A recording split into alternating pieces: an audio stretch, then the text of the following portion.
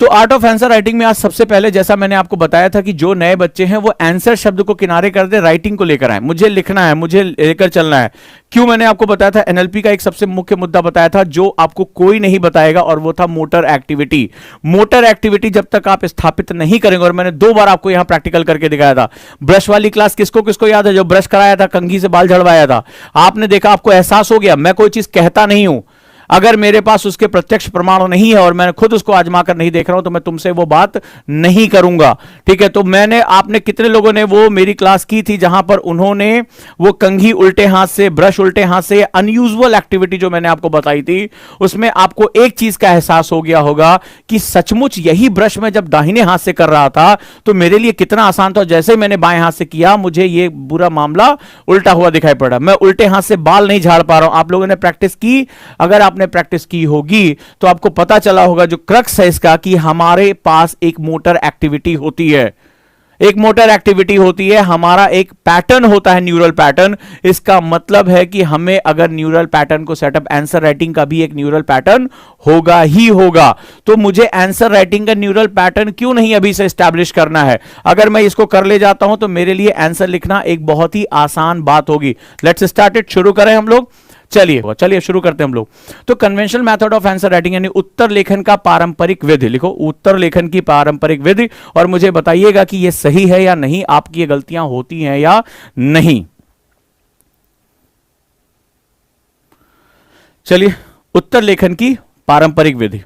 तो जैसे हम जब उत्तर लिखते हैं, मैं पूरा स्टेप बाय स्टेप आपको समझाता जाऊंगा। इसको बोलते हैं पैराग्राफ राइटिंग, ठीक है, इसको हम लोग बोलते हैं पैराग्राफ राइटिंग। तो हम पैराग्राफ में इसको लिखते हैं, क्लियर है? तो ये पैराग्राफ की लेखन विधि है, यानी कि ये जो है वो पारंपरिक लेखन विधि है। तो जैसा मैंने लास्ट क्लास में भी आपको बताया था, ये एक श्रृंखला है ये। तो लास्ट क्लास में मैंने बताया था कि जनरली हमारा स्टूडेंट क्या होता है, ऐसे पैराग्राफ में लिखता है, और जितने भी बच्चों ने मुझे आंसर भेजा उसमें से मैक्सिमम जो बच्चे थे उन्होंने इसी विधि में अपना आंसर भेजा था, इसी मैथड में दे स्टार्ट राइटिंग जो है उन्होंने लिखना शुरू किया। लेकिन इसके साथ उनका जो है कुछ प्रश्न मेरे पास आया जिसने मुझे थोड़ा सा बहुत ही व्यथित किया, मुझे परेशान किया, कि वो इसको लिख रहे थे और बार बार कह रहे थे कि सर मैं थॉट जनरेट नहीं कर पा रहा हूं, सर मैं, मुझे नहीं समझ में आ रहा है कि इसमें और अच्छा कैसे लिखूं या और पॉइंट्स कैसे डालूं। क्या यह क्वेश्चन आपका भी रहा है, या आपने भी कभी महसूस किया कि जब आप इस तरह लिखते हैं तो आपको भी यह लगता है कि शायद इससे अच्छा और लिखा जा सकता है, या इसके पॉइंट्स मेरे उतने कंप्लीट नहीं हो पा रहे हैं जितने मुझे पॉइंट्स मिलने चाहिए? तो चलिए हम इसमें क्या करते हैं, जब हम कन्वेंशनल मेथड लिखते हैं तो हम इंट्रोडक्शन यानी प्रसंग, एक्सप्लेनेशन यानी उसकी व्याख्या जिसे बॉडी कहा जाता है, और कंक्लूजन यानी उपसंहार, हम यही 3 विधियों को लेकर आते हैं। इसी तरह आप लिखते हैं, ठीक है। मैं क्यों अभी इस विधि का विरोधी, और आप कहीं पर भी अगर आंसर राइटिंग क्लास सीखने जाते हैं तो एक बहुत बड़ा दुर्भाग्य है हमारी शिक्षा व्यवस्था का, या जिन लोगों को यह भार दिया गया है कि उनको कुछ नई विधियों को यानी नई मैथोलॉजी को आपको इंट्रोड्यूस कराना था, वो लोग इस जिम्मेदारी को नहीं कर रहे हैं, और जैसा चल रहा है हम यथास्थिति को यानी कि सिचुएशन को हमने एक्सेप्ट कर लिया है। But this is not good thing. ये एजुकेशन की परंपराओं के, एजुकेशन का जो महत्व होता है कि वो नवाचार यानी इनोवेशन की जननी होता है, वो विधियों से अलग जाता है। मैं इस परंपरा का बहुत बड़ा विरोधी हूं, और मैं इसको साइंटिफिकली सिद्ध करने जा रहा हूं कि इस विधि में आप कभी भी अच्छा आंसर लिखना नहीं सीख पाएंगे, क्योंकि आंसर लिखने के लिए जो फंडामेंटल चीजें हैं वो बिल्कुल ही इससे अलग हैं। तो मेरी क्लास में आपको बर्दाश्त हो या ना हो, अगर आप मुझ पे बिलीव करते हैं, प्यार करते हैं, तो मैं सबसे पहले इस पारंपरिक विधि का विरोध करने जा रहा हूं, इसको अभी खत्म करने जा रहा हूं। ज्यादातर लोग यहीं से आपकी क्लास को शुरू कराते हैं और मैं यहां पर अपनी क्लास को खत्म करूंगा, आऊंगा यहां पर, लेकिन इससे पहले एक दूसरी यात्रा करते हुए एक इनोवेशन और नवाचार के साथ आऊंगा। तो जिसको इस विधि में लिखने की आदत पड़ चुकी है उसको मेरे साथ एक मानसिक संघर्ष का सामना करना पड़ेगा, यानी एक मेंटल स्ट्रगल होगा मेरे और उसके बीच में। मैं इस विधि का विरोधी हूं। जितने भी बिगिनर स्टूडेंट हैं जिनको मैं ये मानता हूं कि आने वाले समय में वो बेहतरीन आंसर लिखेंगे, मैंने कहा था कि टीना डाबी ने अच्छा आंसर लिखा इसलिए वो टीना डाबी हुई, टीना डाबी थी इसलिए उन्होंने अच्छा आंसर नहीं लिखा, याद रखिएगा। तो प्रैक्टिस जो होती है वो सबसे इंपॉर्टेंट होती है। तो आज से मेरी जो भी स्टूडेंट है इस विधि में अगर किसी ने मुझे आंसर भेजा तो वो मेरे से डांट खाएगा, याद रखना। आज के बाद ये मेथड जो इंट्रोडक्शन, एक्सप्लेनेशन एंड कंक्लूजन है, ये मेथड मेरे साथ अप्लाई नहीं होगा जब तक कि मैं आपको हरी झंडी नहीं देता हूं, चाहे वो 2 महीने बाद दूं, चाहे 3 महीने बाद दूं। जब मुझे लगेगा आप मैच्योर हो जाएंगे तभी आप आगे जाएंगे। यस या नो मुझे बताते रहिए। तो आज के बाद इस तरह किसी का भी आंसर मेरे व्हाट्सएप पे आया या मेरी मेल पर आया तो फिर आप समझ लेना कि मामला खराब हो जाएगा। आखिर मैं इसका विरोध क्यों कर रहा हूं, इसका भी लॉजिक आपको दे देता हूं, आपको मैं वो लॉजिक देता हूं। एक्चुअली क्या होता है कि जब हम बिगिनर होते हैं और हमारे पास मोटर एक्टिविटी में सिद्ध करा चुका हूं कि हमारे जो न्यूरल नेटवर्क्स होते हैं वो क्या होते हैं। किसी भी बिगिनर स्टूडेंट को, ये मेरे लिए भी उतना ही सत्य है, अगर अभी मैं जल्दबाजी में 7 मिनट में एक थॉट लिखने बैठूं तो मैं नहीं लिख पाऊंगा, ठीक है, और इस विधि में तो बिल्कुल ही नहीं लिख पाऊंगा। और अभी मैं आपको प्रूव करके दिखाऊंगा, आप अपनी कॉपी में आज प्रूव करेंगे मेरे साथ, ठीक है। तो it is very difficult to arrange. क्या होता है कि जब हम प्रसंग, व्याख्या, उपसंहार में अपने थॉट्स को लेकर आते हैं तो हम उसको कभी अरेंज नहीं कर पाते, और उसको अरेंज क्यों नहीं कर पाते ये भी मैं आपको बताता हूं। एक्चुअली क्या होता है, हमारे माइंड में न्यूरल नेटवर्क्स होते हैं, ध्यान रखिएगा। हमारे न्यूरॉन्स जो होते हैं वो 3 डायमेंशनल होते हैं। यहां आंसर कैसे लिखा है, 2 dimensional, line by line, left to right हम लिख रहे हैं। हमारे दिमाग का जो न्यूरल नेटवर्क होता है वो ऐसे होता है, 3 डायमेंशनल, ऐसे उसमें हिंजेस होते हैं। आप कभी भी इंटरनेट पे जाए और न्यूरॉन्स की फोटो, आप इसमें न्यूरॉन्स क्लिक करिएगा तो हमारे न्यूरॉन्स का जो इमेजिनरी पॉइंट होता है वो ऐसे होता है, राइट।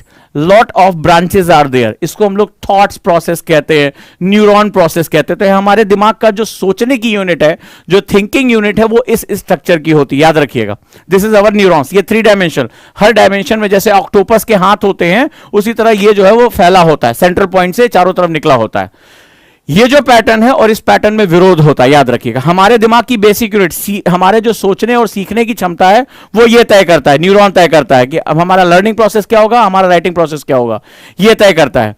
हम इस तरह जब लिखते हैं तो इस पैटर्न को हम अपोज करते हैं, इसीलिए जो है हमारी नोट्स हमें बहुत बोरिंग लगते हैं। हम जब आंसर राइटिंग करते हैं, अभी मैं सिद्ध करूंगा, तो उसमें थॉट्स हम ज्यादा जनरेट नहीं कर पाते हैं। हम केवल और केवल फर्स्ट थॉट या स्पॉन्टेनियस थॉट्स को ही लिखते हैं, और अभी मैं आपको क्लास में प्रूव कराऊंगा, ठीक है। डन हो गया। तो यहां पर क्या होता है कि जब कोई भी व्यक्ति, कोई बिगिनर होता है या कोई ऐसा व्यक्ति जिसकी प्रैक्टिस बहुत ज्यादा नहीं है या सालों से वो तैयारी नहीं कर रहा, उसको थॉट्स को अरेंज करना प्रसंग, व्याख्या और उपसंहार में बहुत मुश्किल हो जाता है। ये उसका बेसिक नेचर के अपोजिट होता है। क्लियर है? चलिए, यहां डन हो गया। सो क्या कंडीशन होगा अगर आप बिगिनर हो और आज आप पैराग्राफ में आंसर राइटिंग शुरू कर देते हो? वो डिफिकल्टीज क्या क्या होंगी? सबसे बड़ी बात, यू विल बी डिसओरिएंटेड। ये तय है, ये साइंटिफिकली तय है कि चौथी या 5वीं लाइन तक जाते जाते तुम्हारा हाथ रुकेगा और सोचेगा इसके आगे हम क्या लिखें। ये आप चाहे अपने कमरे में 10 बार करके देख सकते हो, मुझे इसमें कोई डाउट नहीं है। सबसे बड़ी बात, हम डिसओरिएंटेड हो जाते हैं, यानी हम विचलित हो जाते हैं, हम पथ से हट जाते हैं, विचलन हो जाता है कि आगे मुझे आंसर क्या लिखना है। और जब आप बड़े आंसर यानी 15 नंबर का क्वेश्चन या एस्से जब आप लिखने जाते हो तब तो तबाही ही तबाही है।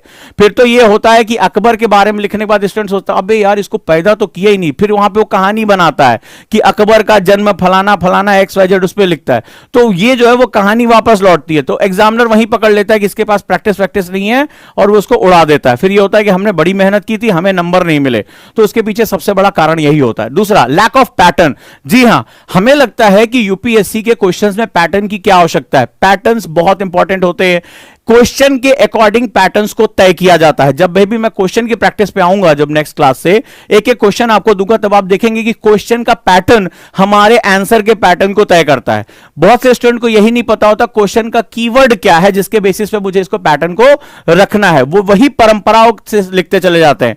क्वेश्चन अलग अलग पैटर्न्स की डिमांड करता है। जिसको आर्ट ऑफ राइटिंग पता है वो नंबर खींच के ले जाता है, उतनी ही नॉलेज में, कोई एक्स्ट्रा नॉलेज नहीं, बट वो अपने पैटर्न को ऐसा रखता है, अपने अरेंजमेंट को ऐसा रखता है कि एग्जामिनर कहता है बस मुझे यही चाहिए था, और वो उसको नंबर दे देता है।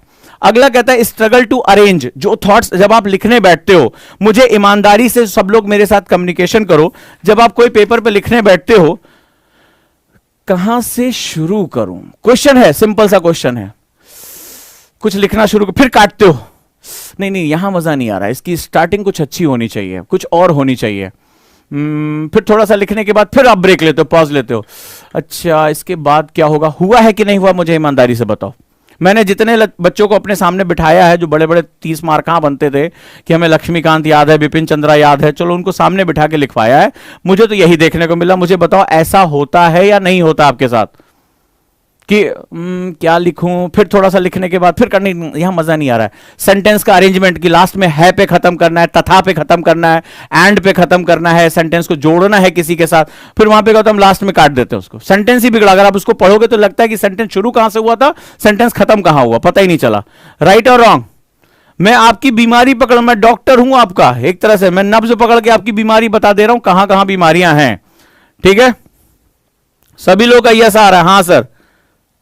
कोई हो सकता है ना वाला भी हो, ब्रिलियंट है, कोई बात नहीं, लेकिन उसके भी बहुत सुधार के मौके मिलेंगे।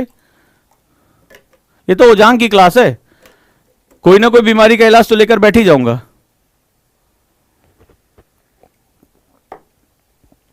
डन? मानते हो? तो चलो आज इस बीमारी का इलाज कर लेते हैं। लोड बहुत आता होगा, क्या होता है ईमानदारी से बताइएगा। अरे यार अभी आंसर लिखने की क्या जरूरत है, हुआ है ऐसा? यार अभी तो ज्यादा आता नहीं है, अभी इतना लोड क्यों ले, या बेमन से थोड़ा बहुत एक आध पेज लिखा, छोड़ यार अभी पहले थोड़ा सा रिवीजन कर लेते, फिर वापस बुक उठा के इतिहास पढ़ना शुरू कर दिया, हिस्ट्री से शुरू कर दिया, भूगोल चलो पढ़ लेते, जो भी पढ़ना है।